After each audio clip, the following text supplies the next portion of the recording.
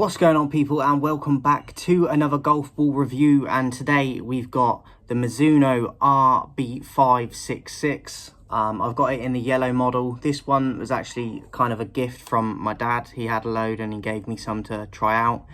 And I tried them my last round. I played 18 holes. The durability on these pretty good. It's got a few little scratches on there that you probably can't pick up on the camera. There's a few little nicks, little bits of scuff, but overall pretty good for the durability. There's a little bit of paint chipping coming off some of it. I don't know if you can see that on there, only slightly though. And also the design of it I really like. It's hard to see on the camera like this, but there's the dimples like you get with normal golf ball, but then you get like these extra details inside the dimples, like a tiny little circle inside them. And they reckon that helps with trajectory or something like that. It's there for some reason for performance, but I don't know if it actually does. I like the overall design of it, extra detail in the dimples. Love the Mizuno logo. I've always liked that logo. Obviously it's numbered as well. Really like the color combination of the blue and the yellow. In terms of an alignment, you have that, which is it says RB566 on it, in like this little bracket kind of thing. I think it's pretty decent. Like, some people would prefer thicker line, whether it's blue or black, and probably want it longer across the ball. But I think for if you don't want to mark up your ball a lot with lines and pen, that it's pretty good for that.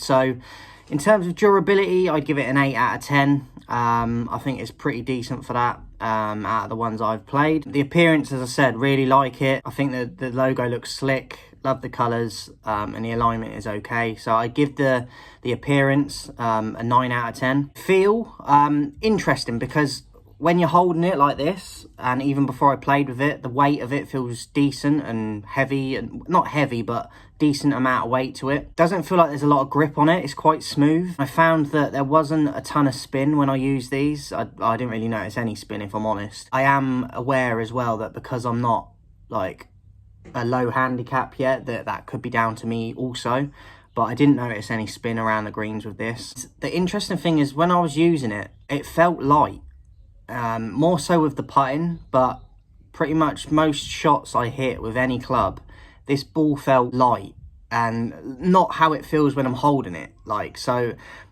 I don't know why that is, but that's what I got from the performance of it. And I found it more tricky because it was lighter. I prefer a ball that you can feel a bit more, with a bit more weight, but it feels like it has that before you hit it.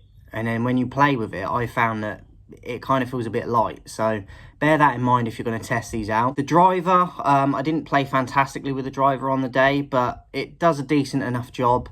If you're a lower handicap than me, you'll probably get more out of it, but I gave it a 5 out of 10 because I didn't hit a ton of shots with the driver. The ones that I did were okay, but that was about it. 5 wood, again, similar to the driver, I also gave it a 5, just okay. Irons, I did think it performed pretty well. Pretty accurate, pretty straight shots for the most part. Pretty good trajectory as well. I'd say slightly above average with it for the performance for the irons, but nothing that blew me away. So I'd give the irons a 7 out of 10. I thought they were very good off the face when you make the impact, and they do fly off the irons more so than the other clubs. So 7 out of 10, decent effort with the irons. Wedges, I thought these were really receptive with, even though they didn't have a lot of spin. I did hit some nice chip shots onto the green, regardless of not seeing any spin that ended up close to the flag. I feel like they're quick to get rolling, and get going off the club face again with the wedges. But I didn't see any spin, so you have to weigh that up. But for wedges, I'd give it a 7 out of 10, decent enough. The putter, I was putting with it.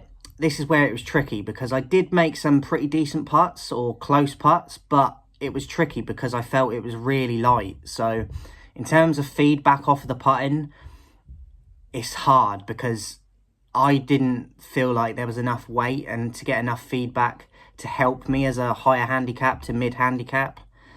These are, for me, they were light off the putter face. And I do have a mallet putter, so maybe if you use a blade putter, it'd be easier. Or you'll get more feedback and more feeling. But I felt it very light. It's quick. You don't have to give it a lot of swing power to get the ball going.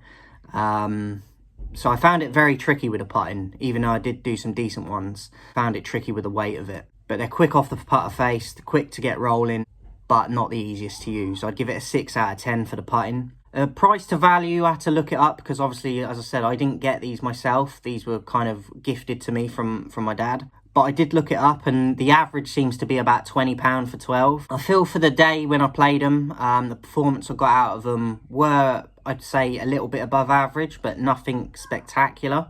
I'd give them a 7 out of 10 for the price to value. It's okay at that price, but it's okay at that price, but it could be slightly better, but it's okay. 7 out of 10 for price to value. So the conclusion, didn't like how the ball felt in terms of performance when I was using it, more so in the putting, and the spin was a little bit of an issue too, but more the putting was light and difficult to read and judge. Loved the design and the colours of it, as I said. I felt like it done the job good enough in and around the greens, but a bit of spin would have been nice. Putting, as I said, very tricky because of the weight, but if you're a lower handicap, you might have more luck with it and more success. I did think that it had a good bounce in and around with the wedge shots around the green and approach shots to the green. I thought it does bounce well and it's quick to get going. Overall score for this, I'd give it a 66 out of 110. If you're not sure how I score that overall score, if you go back to previous videos on the playlist of the golf ball reviews, I explain it in that, how I break it down in the scoring. So overall score 66 out of 110, and the overall rating, I'd give it a 7 out of 10. The average score for the most of these were kind of between that 7 and 8 mark, and I feel like overall it is a decent ball, but it could be improved upon. I feel like out of the ones I've tested so far, which is this one, the Mizuno RB566, the Pinnacle Rush, the Srixon Soft Feel, and the Wilson Staff Distance DNA, I feel like this is bottom of the ladder out of them four. Not by a ton, but it is bottom. But it's still decent enough. You can definitely play with it. I think it's got a good durability. I will give it that. Love the design of it and the colours, as I said. It's quite easy to see in the grass, in the fairway. But there is some aspects that could be improved upon.